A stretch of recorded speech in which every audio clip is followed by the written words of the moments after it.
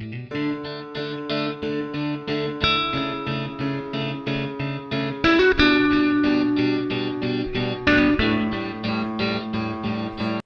में निरंतर जैव प्रक्रम चलते रहते हैं जिनके लिए ऊर्जा की आवश्यकता होती है।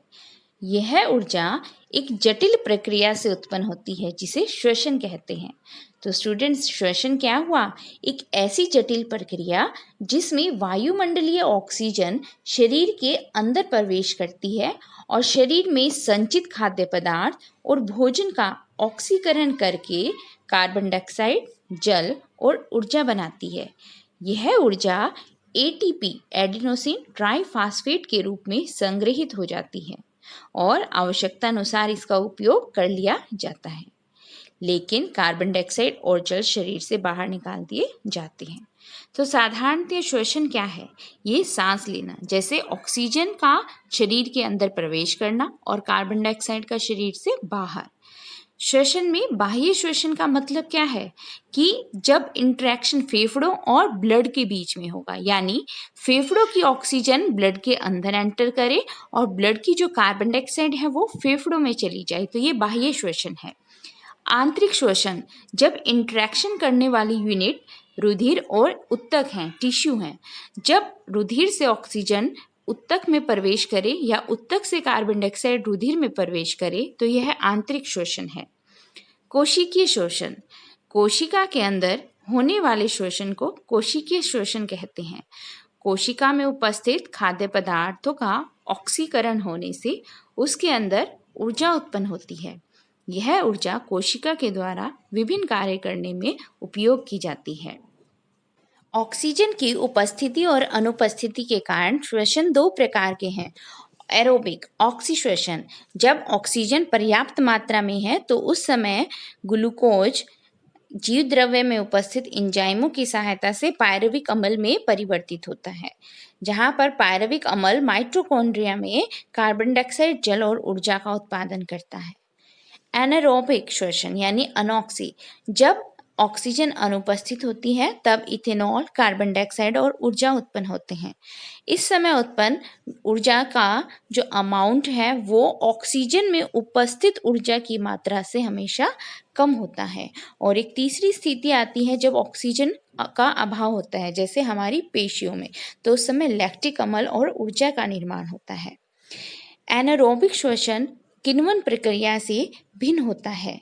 तो यहाँ पर कुछ पॉइंट्स दिए हुए हैं स्टूडेंट्स, आप इनको नोट डाउन करें और रीड करें कि अनऑक्सी श्वसन किण्वन प्रक्रिया से किस प्रकार भिन्न है। जंतुओं में ऑक्सीजन गैस को ग्रहण करने के लिए और कार्बन डाइऑक्साइड को छोड़ने के लिए भिन्न भिन्न अंगों का विकास हुआ है। जो जीव स्थल पर रहते हैं वो वायुमंडलीय ऑक्सीजन का उपयोग करते हैं, लेकिन जल में रहने वाले जीव जल में घुलनशील ऑक्सीजन का इस्तेमाल करते हैं। एक कोशिकीय जीव की कोशिका एनवायरनमेंट के डायरेक्ट कांटेक्ट में है, जिसके कारण विसरण विधि के द्वारा गैसों का आदान प्रदान होता है। लेकिन बहुकोशिकीय जीवों में कोशिकाएं एनवायरनमेंट के डायरेक्ट कांटेक्ट में नहीं होती, वहां ये विसरण विधि अपर्याप्त है कि गैसों का एक्सचेंज हो सके। इसलिए उन जीवों में एक विशिष्ट श्वसन तंत्र उपस्थित होता है, जैसे मनुष्य का श्वसन तंत्र है, मछली में गिल्स हैं, मेंढक में त्वचा और फेफड़े। मानव श्वसन तंत्र, मानव श्वसन तंत्र के मुख्य हिस्सा है नासा द्वार। इसके अंदर छोटे छोटे महीन बाल होते हैं जो एज ए फिल्टर का काम करते हैं। ये अशुद्धियों को और बैक्टीरिया को पकड़ लेते हैं, जिससे वायु फिल्टर होके बाकी के श्वसन तंत्र में प्रवेश करती है। फेफड़ों के अंदर गुब्बारे नुमा संरचना होती है।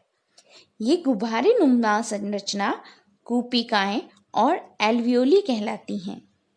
इन कूपिकाओं की सतह पर और भित्ति पर रुधिर वाहिकाएं उपस्थित हैं।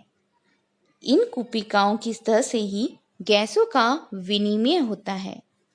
फेफड़ों के सही क्षेत्रफल को बढ़ाने में इन्हीं कूपिकाओं का सबसे महत्वपूर्ण योगदान है। श्वसन प्रणाली में दो भिन्न भिन्न क्रियाएं शामिल हैं। पहली है अंतःश्वसन यानी कि इंस्पायरेशन, इसमें ऑक्सीजन गैस को शरीर के अंदर ग्रहण किया जाता है। दूसरा है निःश्वसन यानी कि एक्सपायरेशन, इसमें कार्बन डाइऑक्साइड गैस को शरीर से बाहर निकाल दिया जाता है, जिसमें पेशिया डायाफ्राम और मसल्स का बहुत ज़्यादा इम्पोर्टेंट रोल है। गैसों का विनिमय रुधिर तंत्र की सहायता से होता है। रुधिर में हीमोग्लोबिन वर्णक उपस्थित है, जिसके लिए ऑक्सीजन की बंधुता बहुत अधिक है।